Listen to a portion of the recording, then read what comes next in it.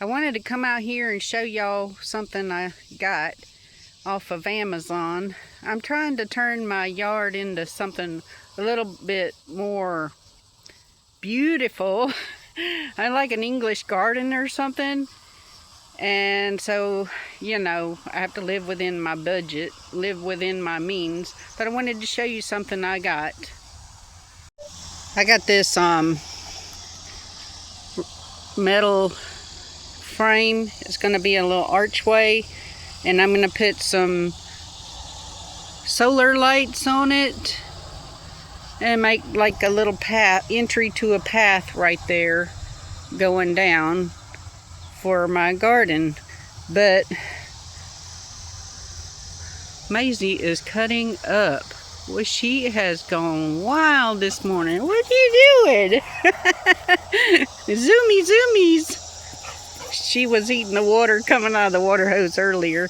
But I've picked a mess of maters and okra, my squash, and if you can see my pitiful looking flowers back there, everything's getting burned up, y'all. It's so hot. But like I said, we're getting plenty of tomatoes.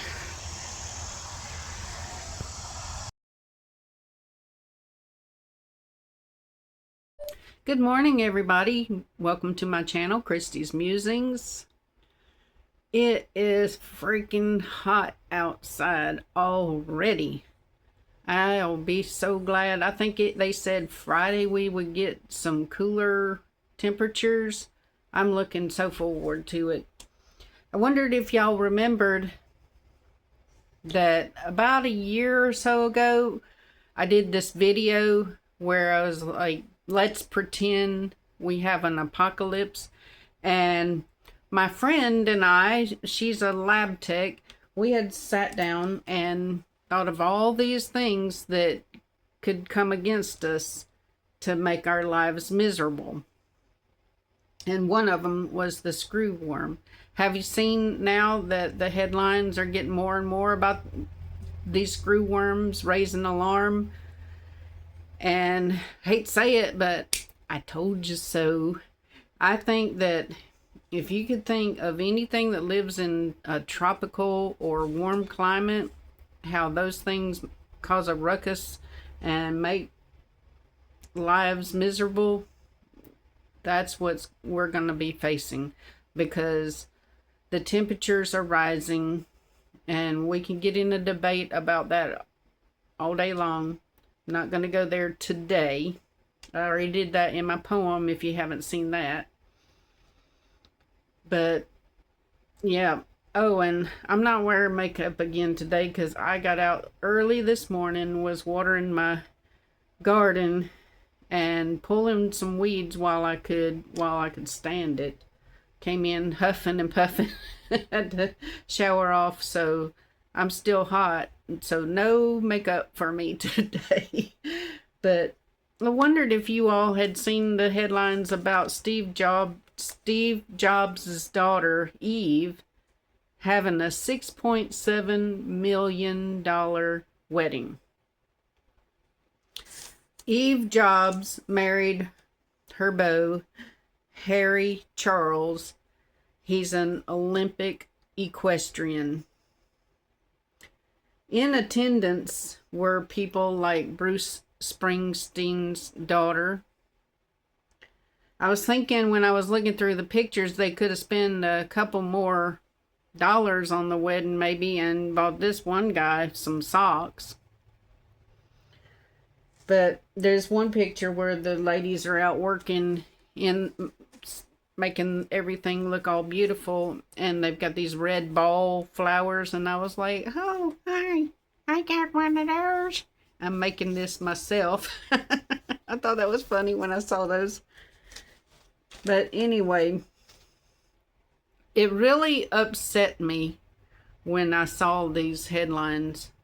And the reason it struck me is because the timing of me reading the article and watching a lady sit here and cry in front of me about whether or not she was going to be able to afford surgery. You know, women, when they take time off, they have to worry about child care and setting up FMLA and all of these things, and worrying about after you have this surgery, are you going to have a job? Because, you know, this just hits out of the blue. And so nobody today can plan for these kind of emergencies. And I know Jesus said that we would have the poor with us always. But I guess like I said, it was the timing and just the thought of somebody paying $6.7 million for a wedding when we have all of this, we're criminalizing homelessness. We've got veterans sleeping in cars, living under bridges, sleeping in parks, not being able to get medicated, mental health care. And people are dying because they can't, you know, they have to make a choice. Am I going to eat, or am I going to go and pick up my prescriptions? And it just, I don't know. It hurt my heart to see that. You know, you'll be just as much married if you paid 1/10 of that wedding. And I'm not against people having pretty weddings and living life and having fun. Like I said, if you paid 1/10 of that cost, you'd be just as much married. And if you take that money that you just spent on that wedding and put it on the rest of your marriage, trying to make sure you stay married after you do all of that. But we have a system that normalizes this kind of lavishness and this kind of inequality. I saw, it wasn't that long ago where I saw that Bill Gates was at a Indian type wedding, and all of these fancy cars and everybody was dressed in fancy garb for that wedding. I can't remember who it was getting married, but I mean, it was a theme wedding. But I don't know. I just would like your thoughts on this. You know, Jesus didn't condemn the rich for being rich. What he condemned was, you know, that they were indifferent to the suffering around them. And in my opinion, a wedding that cost $6.7 million is not just tone deaf, it's immoral.